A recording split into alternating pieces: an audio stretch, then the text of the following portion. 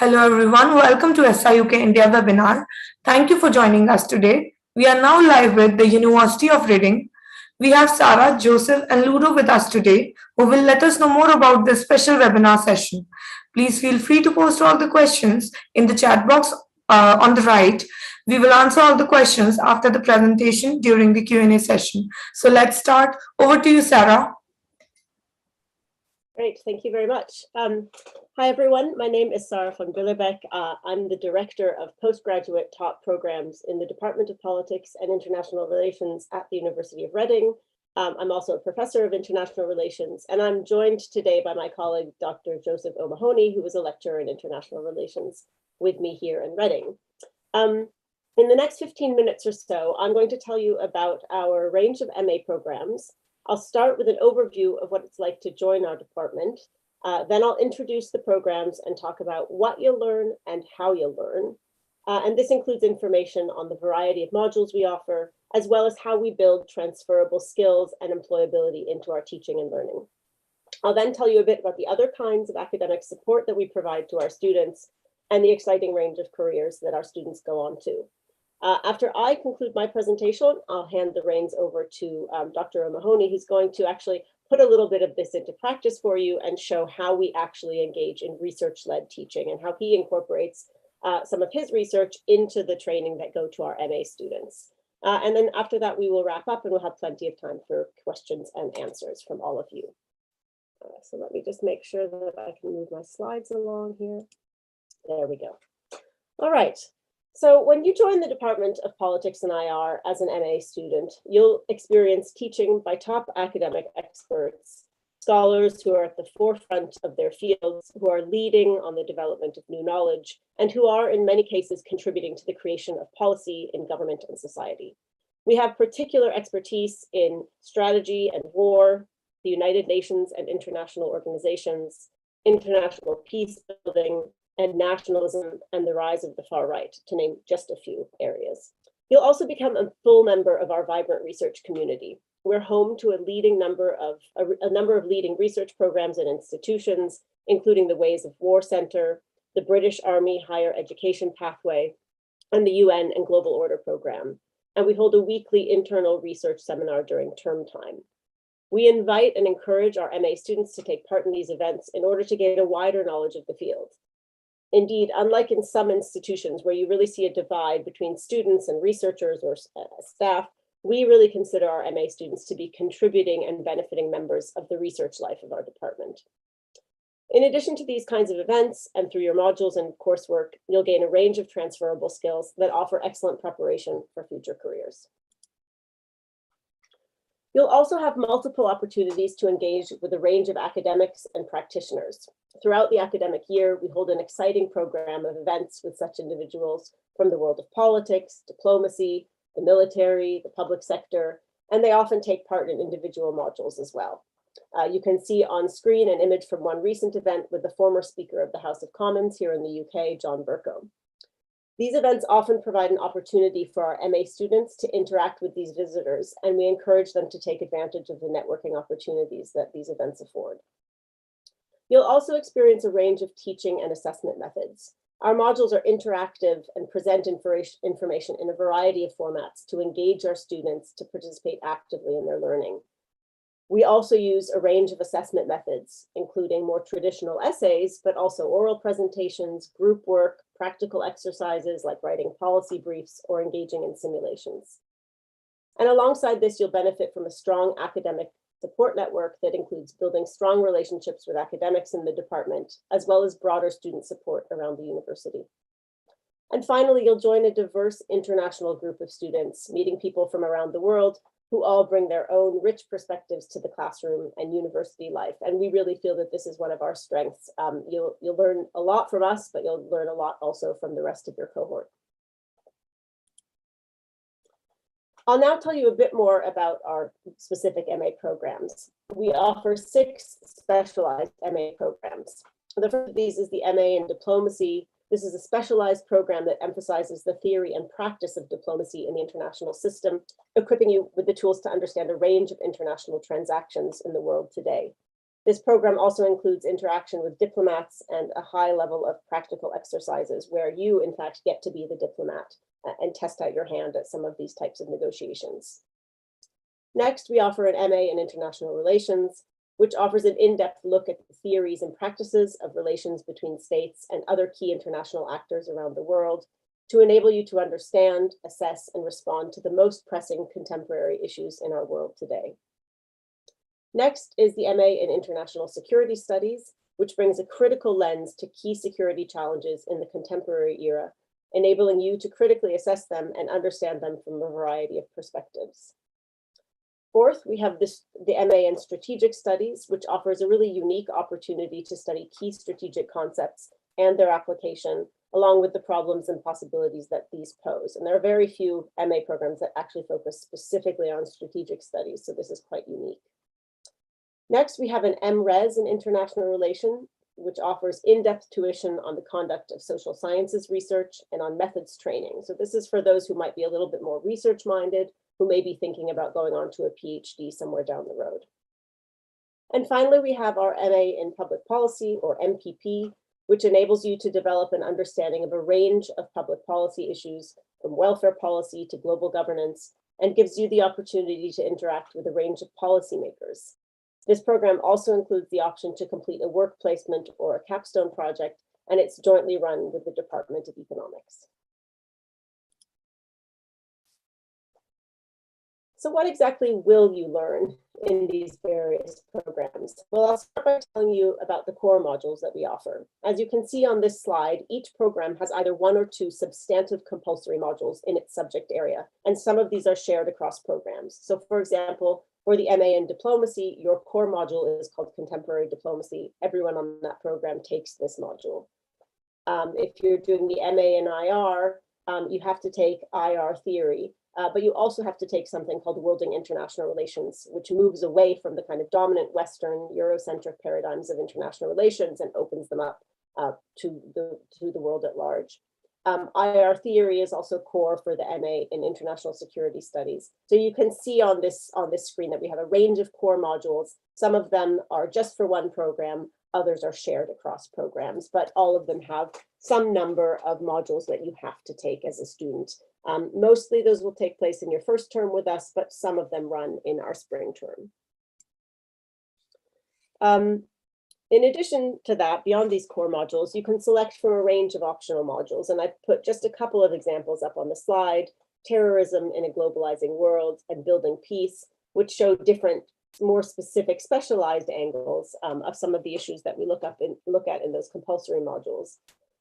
All students are also required to take a research methods training module and to complete a dissertation. Taken together, this range of modules gives you the opportunity to put together a bespoke program of modules that suit your interests and your career aspirations. Both core and optional modules are, again, all research-led and are taught by people with specific expertise in these areas. Importantly, you are also able to take the core modules from other MA programs. So for example, if you're on the MA in Diplomacy, you can also take the core IR theory module. We don't restrict them that way. And what this means is that you gain a really well-rounded perspective on the broader field of politics and international relations. It also means that you will work together with other students from your cohort and develop really strong bonds with them. And again, we think this is a real strength of our department. Our MA students aren't siloed into their specific programs, but they interact and network across and between them. Furthermore, you can take modules from outside the department, including language modules, further rounding out your learning. And in some cases, based on special requests, you can take modules in completely different departments.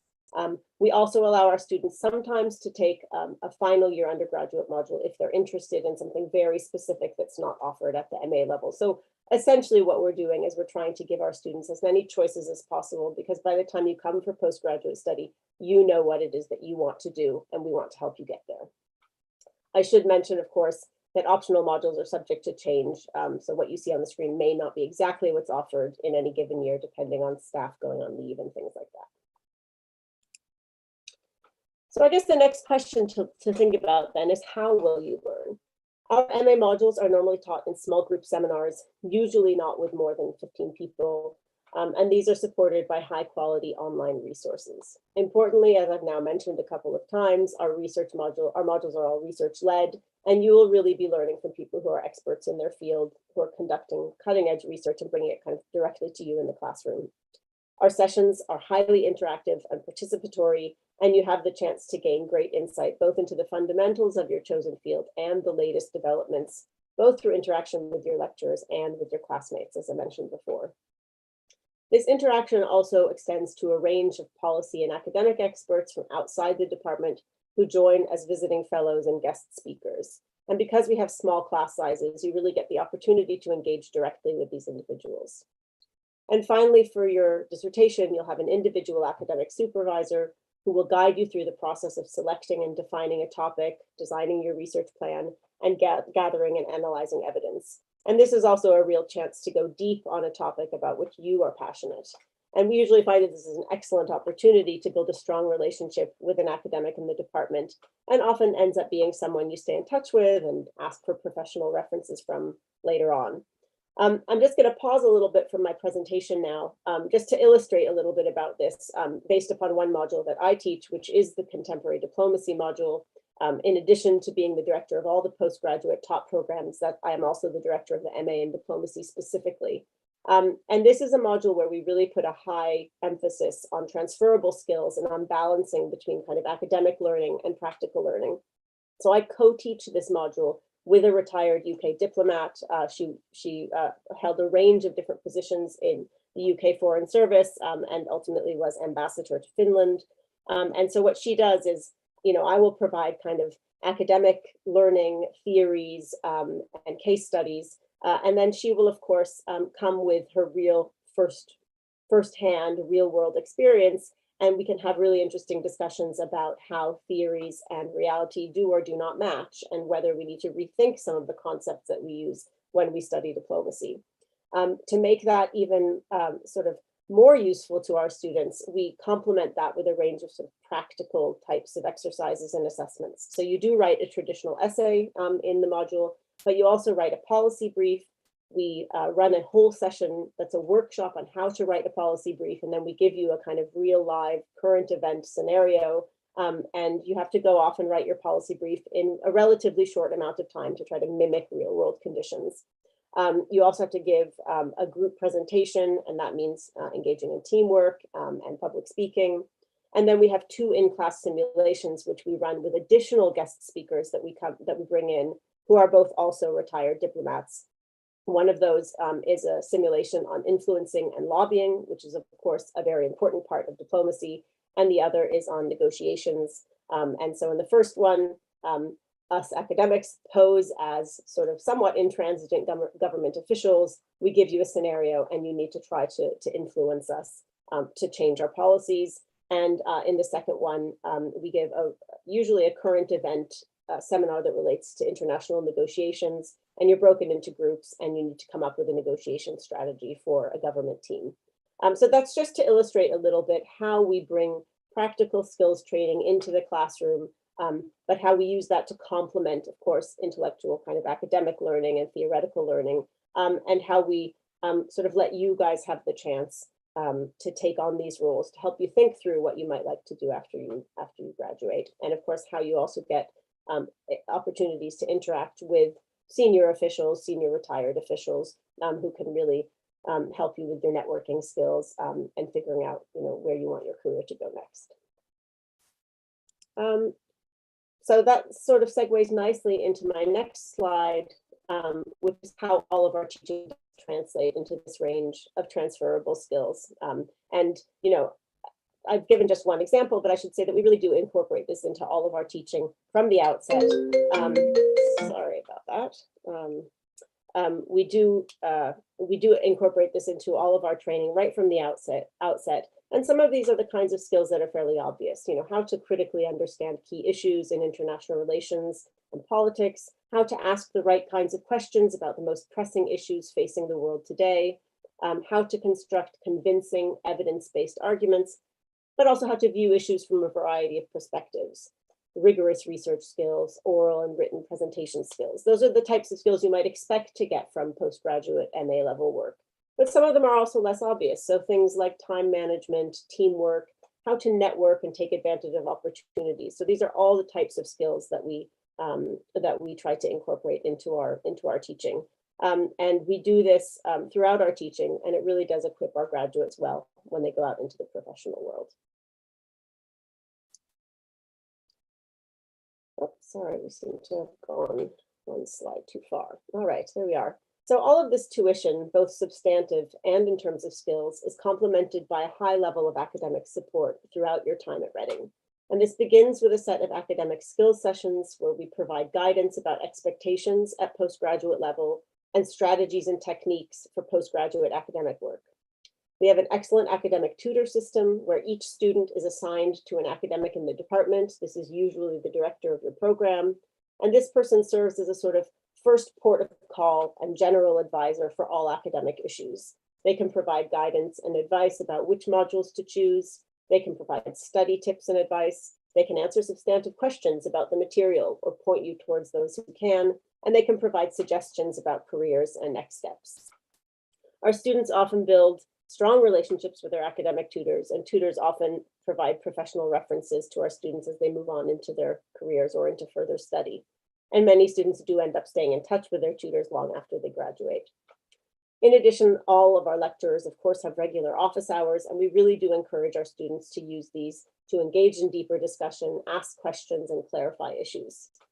This is further complemented by study skills advice, library assistance, and other sources of academic help in the department and beyond. And of course, you'll also have access to the university's specialist counseling and welfare and support services, our disability advisory service, and the student union, our careers team and campus jobs who can help with practical experience and a range of other resources across the university. Finally, I'll just say a bit on careers, sort of what happens next after you leave Reading. Our programs open up a range of career opportunities for you in government, the private sector, the military, and the nonprofit and humanitarian sectors. And all of our programs also provide adequate training for a PhD if you decide you want to pursue further academic study. Just to illustrate, some of the destinations of our recent graduates include the Department for Business, Energy, and Industrial Strategy here in the UK, the Association of Police and Crime Commissioners, the Civil Service, the British Army, the Cabinet Office, local government in London, political parties, government agencies in other countries, Deloitte Consulting, and HSBC. So with that, I'm going to hand over to Joey, who is going to give you, as I said, an insight into how we actually engage in research-led teaching. And then after that, we'll open up for Q&A. Thank you very much, Sarah. Can you hear me okay? Is that happening? So what I'm going to do now is I'm going to talk a little bit about my research, but I'm not doing that just because I think it's fun and interesting, which it is. I'm doing that in order to try and illustrate a little bit about how we do research-led teaching in the department. And so I'll explain what I mean by that in a minute. But first of all, I want to talk about a piece of research that's come out of one of my recent research projects. And I chose this one partly because this is a piece of research that illustrates the importance of India to the development of order in the international system. So as you probably know, India, the Indian government, was able to explode a nuclear device on the 18th of May 1974. This is a picture of the crater that was left behind after that device exploded. And this explosion was called a peaceful nuclear explosion by Indira Gandhi's government. That was then followed not by weaponization for a long time, but that framing of peaceful nuclear explosion was not broadly accepted by the international community. And in fact, lots of decision makers in other countries, in particular Western countries like the US and the UK and Canada and European countries, lots of countries were very worried that this peaceful nuclear explosion, or the PNE, was going to have a really negative effect on the non-proliferation regime. The non-proliferation regime is very recent, right? So the non-proliferation treaty, which is one of the most important international security treaties ever, was very new in 1974. It's only been sort of around for 4 or 5 years. And so lots of decision makers said things like, oh, the PNE has put the non-proliferation order at a crucial stage. And, you know, the UK Prime Minister was asking questions like, is the NPT dead because of India's nuclear test? And so this is a really interesting sort of situation. And one thing you might wonder is, what effect did this actually have on what people thought at the time and subsequent developments in international order, right? And so I've done some research into this issue. Sarah, could you go to the next slide? Is that all right? Can you do that? There we go. So this is William Epstein, who is a UN disarmament official at the time, very high level. He wrote a book about this.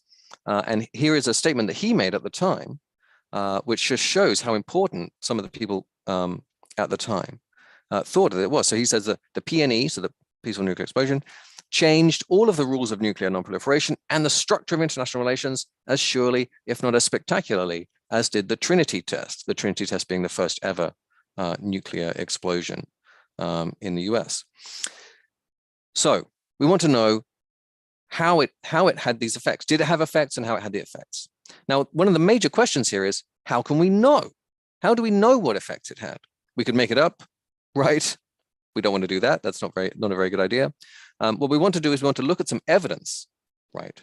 And so it's really important to think about what sorts of evidence could we look at to try and find out what people were thinking and what they did in response to this test, right? And so one of the things that I did was I tried to look at the archival evidence, right? So government documents that were produced at the time in the 1970s that reveal what people in the government were thinking and what they were saying to each other. Sarah, could we have the next slide, please? So I focused in particular on 2 countries, the USA and Canada, in this particular piece of research. And in America, we had President Richard Nixon and his national security advisor and later Secretary of State, Henry Kissinger. They were the major formulators of foreign policy during this period. Now, in 1969, they had put together a document, National Security Decision Memorandum number 6, where they explicitly said that the US, in the Nixon administration, the US was not to pressure other countries, other nations, to ratify the NPT. Nixon and Kissinger did not want to say that the US was going to, give other countries things or in order to make them sign, or threaten them with bad consequences if they did not sign or ratify the NPT, right? So they had no particular, this policy not to make other countries sign. However, 5 days after the peaceful nuclear explosion in 1974, they released a new memorandum that explicitly said it was reacting to the PNE, and it was a review of US policy on non-proliferation and the NPT. So they were going to change their policy, okay? So that's one type of evidence here. Canada, who was involved in supplying India with nuclear materials that were then used and diverted by the Indian administration, the Indian government, in order to produce the nuclear explosion in May 1974. Canada was very upset about this, and they engaged in a complete reevaluation of their nuclear exports policy. This was relatively open. This was published. This was in the House of Commons debates. They had these debates, and they explicitly and openly instituted unilateral, rigorous safeguards on all their nuclear exports to other countries after the PNE, right? So we've seen these changes relatively openly. Now, Sarah, if you could go to the next slide, please. What we didn't see openly was a lot of stuff that happened behind the scenes, right? Very few people have known that this kind of thing, the sort of thing that happened, actually happened, because the documents that revealed these were classified. They were secret. And so in this research project, I went and looked at archival documents that had only recently been declassified in order to try and see what these foreign policy actors were doing behind the scenes. And so what it turns out is that after the PNE and because of the PNE, both the US and Canada coerced several other countries to ratify the NPT after the Indian explosion. And in fact, both the US and Canada threatened to cut off the supply of nuclear materials, threatened to cut off nuclear cooperation with Italy, Japan, and South Korea after the PNE. Italy, Japan, and South Korea had initially reacted to India's explosion by thinking to themselves, various actors in these governments had said, well, because India has gone nuclear, that makes it more reasonable that we should go nuclear, right? We should also pursue a nuclear weapon now. Italy, partly because they wanted to, show that they were a great power as well, so they had nuclear weapons. Japan, perhaps more related to the issue of China having nuclear weapons and issues with their alliance with the US. But still, these countries were worried about nuclear weapons, and they were thinking, perhaps reevaluating their stance towards not building nuclear weapons. But then the US and Canada basically said to these countries, we will not give you nuclear fuel, we will not help you to build nuclear reactors unless you ratify the NPT. And these actions were all hidden and secret at the time, and it only became revealed. We only know that these sorts of things actually happened, right? So previously, we did not know why Italy, Japan, and South Korea ratified the NPT when they did. Because we didn't have access to this evidence, this important archival evidence that we now have access to. And in fact, I'll just tell one interesting story here. So Japan, so Nixon and Kissinger, that not only did they do things that were secret, normally secret, they also did things that were completely secret from their own government. They hid things from the State Department in America and from other actors in the government. It's only Nixon and Kissinger knew themselves what was going on. And they talked to the Prime Minister of Japan and told the Prime Minister of Japan not to ratify the NPT in order to make China worried that Japan might build a nuclear weapon. This is before the PNE. After the PNE, they then changed their mind, or Kissinger then changed his mind, and they had to then subsequently reassure the Japanese that actually the US did want Japan to ratify the NPT in contrast to their previous statements. And all of this back and forth was all secret and was only now known about because of the analysis of these archival documents. Okay, Sarah, next slide, please. Now, what's this got to do with learning at the University of Reading? Well, so I convene a module, PIM 85, Qualitative Methods in International Relations. And this is a module that is designed to introduce students to some of the ways of systematically studying international relations, right? So doing a good job. You could study international relations by thinking about what makes sense or reading the newspaper, and this is not good enough, right? One of the reasons for undertaking higher study in international relations, especially a master's degree, is when you want to start doing it seriously. You want to start doing it properly, right? Not just reading what other people have said about it, but creating new original knowledge, right? For yourself, thinking for yourself. And one thing that the methods classes do is they help you to understand how to think for yourself in a systematic way. And so in this module, we deal with all sorts of qualitative methods. There's also a quantitative methods module, which is a separate module. In this module, we deal with things like what is theory, what is causation, how to do process tracing, doing case studies, comparative analysis, ethnography, interviewing, critical discourse analysis, interpretivism, concept analysis, and teach a class on the analysis of archival documents, where one of the things we do in the class is we look at some of the documents in my research project and in particular, some of these documents produced that look at how Nixon and Kissinger are talking both to each other, but also to the Prime Minister of Japan, these previously secret declassified documents. We put them, we have a whole bunch of documents, and then students in the class try to put them together to create a story. And we look at how they're interpreted and how you could interpret them and what effect they have on how you think about the way that the India's PNE, peaceful nuclear explosion, how you think about the effect that that had on the decision making of these foreign policy actors at the time. And so that's one way, just one way, that we take our own research as researchers and scholars and bring that into the classroom to help students get access to the most cutting edge work in the field. I feel like I'm done here. That's all I've got to say at the moment. I think, are we moving now to Q&A? Is that the next step? Yes, we are. I'm just going to put up on the screen quickly both my email address and our general postgraduate taught admissions email address. So if you'd like to take note of those, these are of course also available online on our website. But for anyone who would like to get in touch after this, of course, there are the contact details. And just to say thank you for listening, and we look forward to fielding your questions now. So I'm going to stop sharing my screen, and then we'll go into the chat and see the questions that you have been posting as we've been presenting. So let's see here. Okay.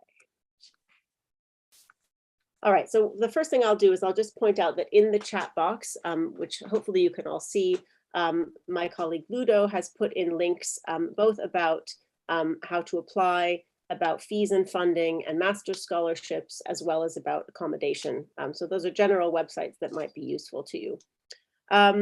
Okay, so looking here at the first question that we have, someone is asking about our entry requirements.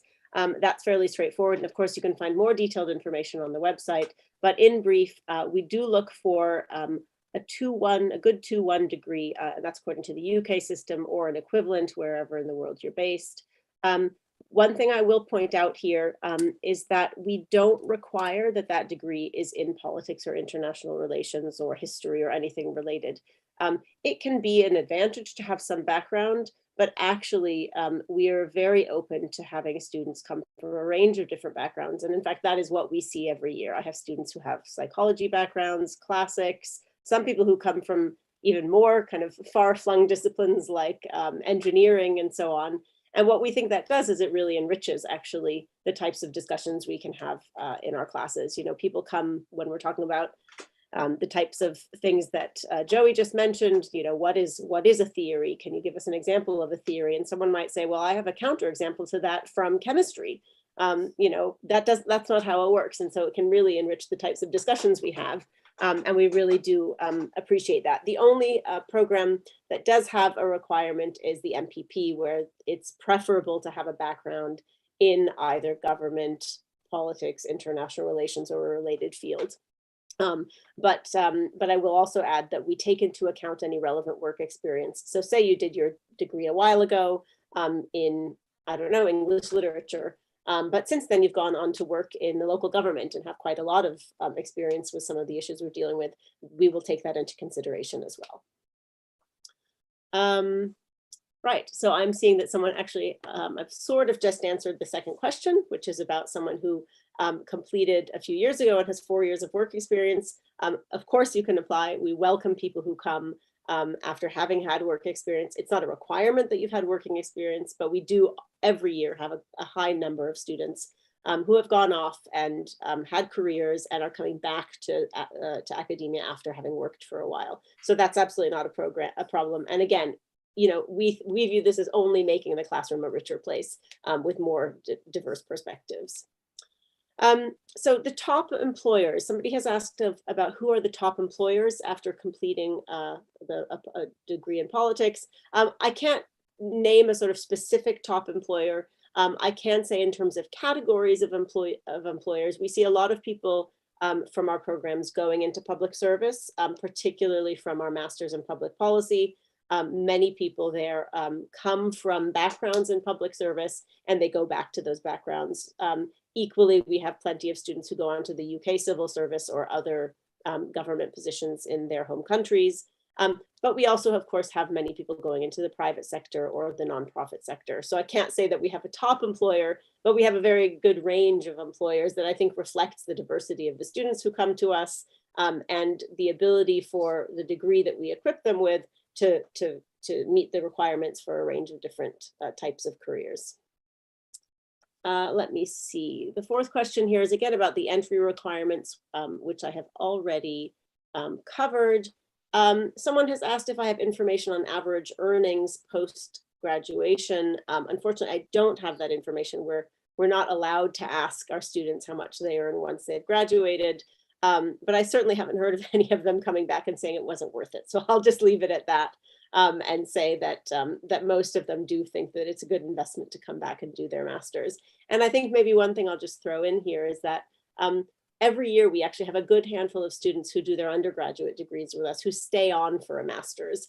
And rightly or wrongly, we take this as a compliment. We think it means that they like it so much that they'd like to stay on for more. And they really do start to see the value of having done a master's degree, and that, the new career doors that will open up for them.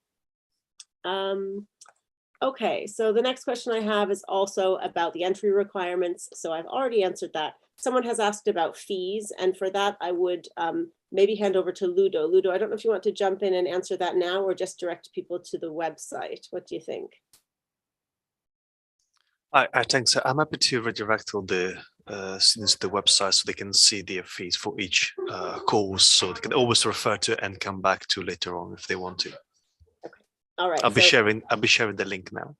Okay, great. So a link is going to show up shortly in the chat with information about fees.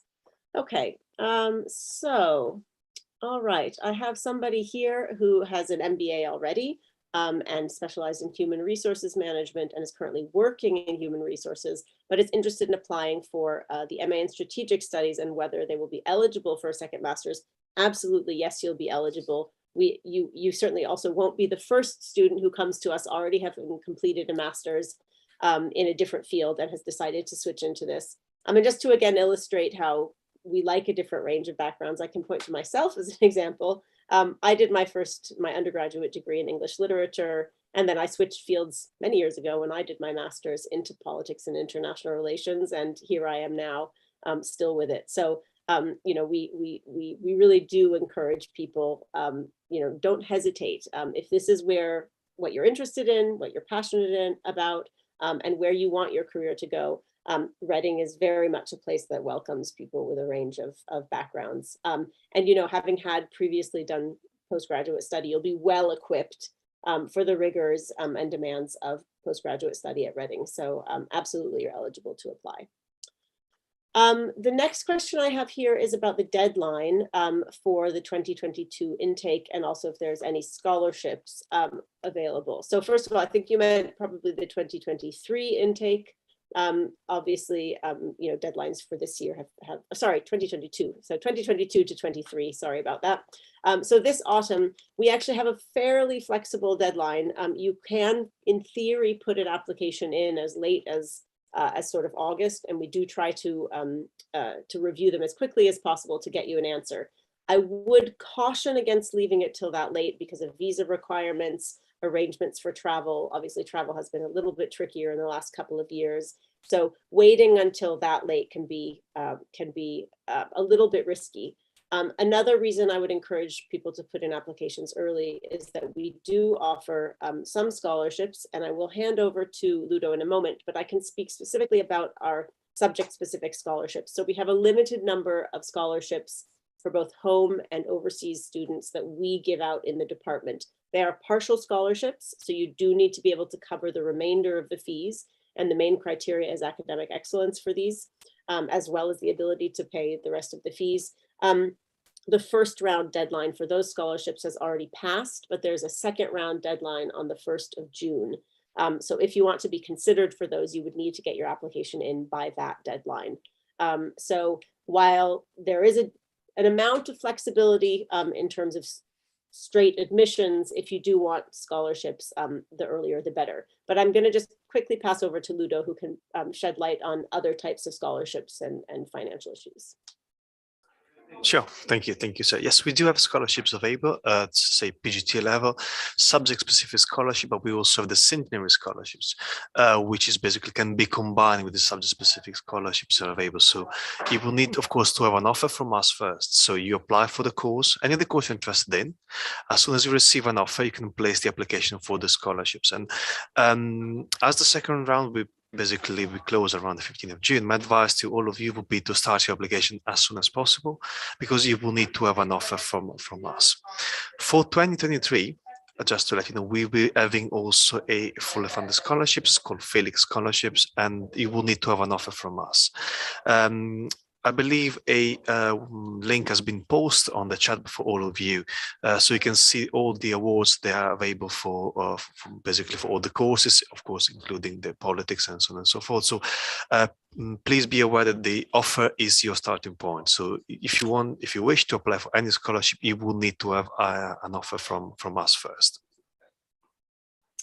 Thank you, Ludo. Let's see, the next question is relating to whether we provide internships or part-time job assistance during the course. All students have the ability to have part-time jobs while they're studying, as long as, of course, that doesn't interfere with their academic study. We don't want your classwork and coursework to suffer because you have too many working hours. But again, we can provide advice on that kind of thing. But specifically with our MPP program, as I mentioned when I was discussing the compulsory and optional modules, that program actually has built into it the option to do either a capstone project or a work placement. And these take place with a range of organizations, many of them local to Reading, so various organizations in sort of public service in Reading, or nonprofit organizations working, for example, with refugees in Reading.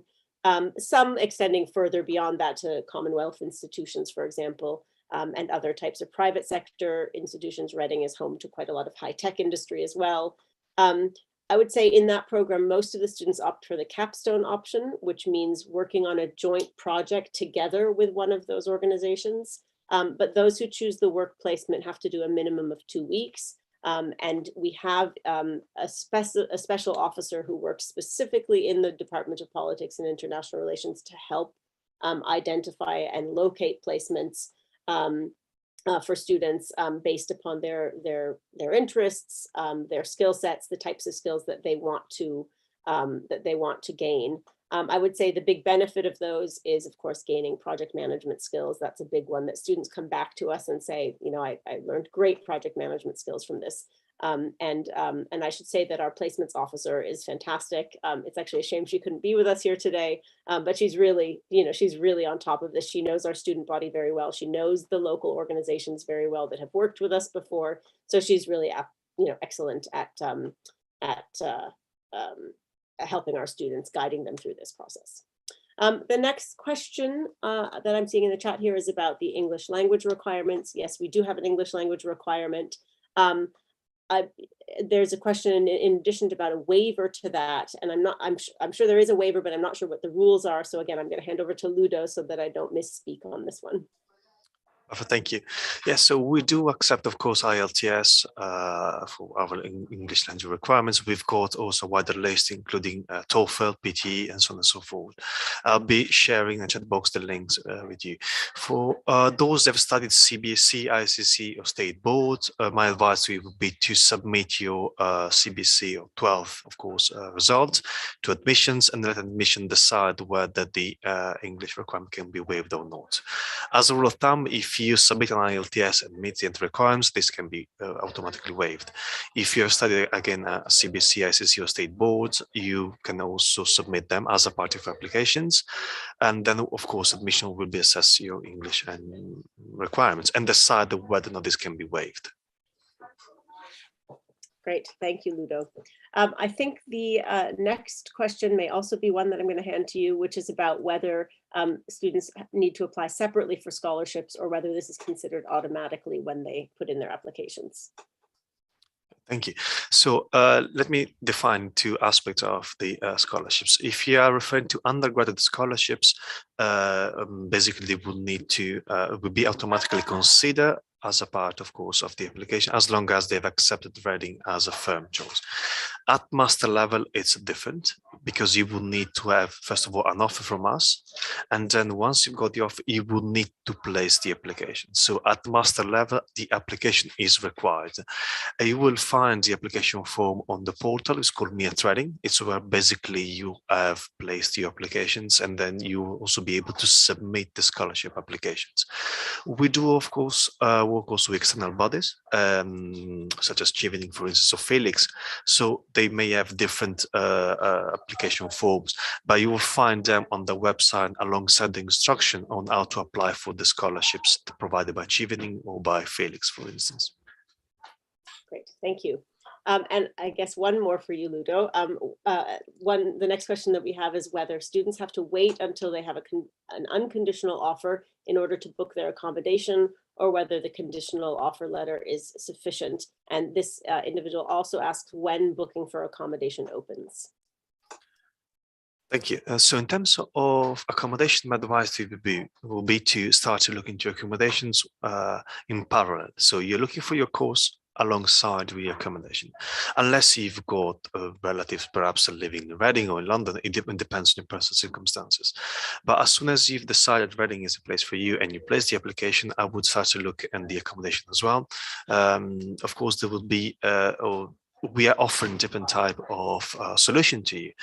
Can be catered or self-catered. It depends also whether you're coming with the families or not, because we also tend to accommodate so-called mature students, those have got families, for instance, and or whether you've got special requirements, you will need to be aware of. So my as our advice would be to start to look into the accommodation as soon as you start to look into the course, so you can choose exactly what you want. You can choose the type of solution, whether you want a let's say single room with perhaps your bathroom inside, you are happy to share. We've got a different type of solution for you, but the sooner you start, the better, of course, is going to be for you. Great, thank you. I think I can give you a break and I'll answer the next question, which is about what are the career opportunities after having an MA in politics and economics. This individual has said that they have a bachelor's in economics already. You know, it's worth potentially looking into the MPP program if you already have a background in economics, because that program, as I mentioned, is run jointly between the Department of Politics and IR and the Department of Economics, and really seeks to bring together the kind of political and economic aspects of policymaking. So that could potentially be a very interesting one for you. And as I mentioned, in terms of the career opportunities, our graduates really do go on to a range of different careers, and it depends very much on your specific interests. We have an excellent careers service. We have, again, a special officer within the careers service who is particularly focused on politics and IR graduates. So she really knows the types of industries that are open to us, how to sell the skills that you gain while you're at the department with us at Reading, and how to market yourself successfully for employment afterwards. But you know, our graduates really go on to all kinds of things. I mean, I had a student last year who managed to get an internship working for the UN while she was still a student, and then just was deciding whether she wanted to continue doing that or go on for a PhD. She's going to do her PhD now and then try to work for the UN afterwards. I've had students go on into management consulting. I've had students go on into you know, local government. So really a range of different types of career paths open to our students. And again, I think that has a lot to do with the fact that we have these kind of transferable skills. You know, the ability to write a good policy brief and distill down key information for important, busy people is something you can use in all kinds of different jobs. You know, the ability to give a good oral presentation to convey key points in a variety of formats to a variety of audience is, again, a skill you can use across the board in different types of jobs. So we really feel that, you know, you shouldn't abandon your ambitions by taking a specific degree in politics and IR. You should view this as opening up a variety of doors to you. And having that kind of postgraduate qualification really does help a lot. Let's see. I have a question here about the amount of money somebody might require in the UK when they come with a dependent.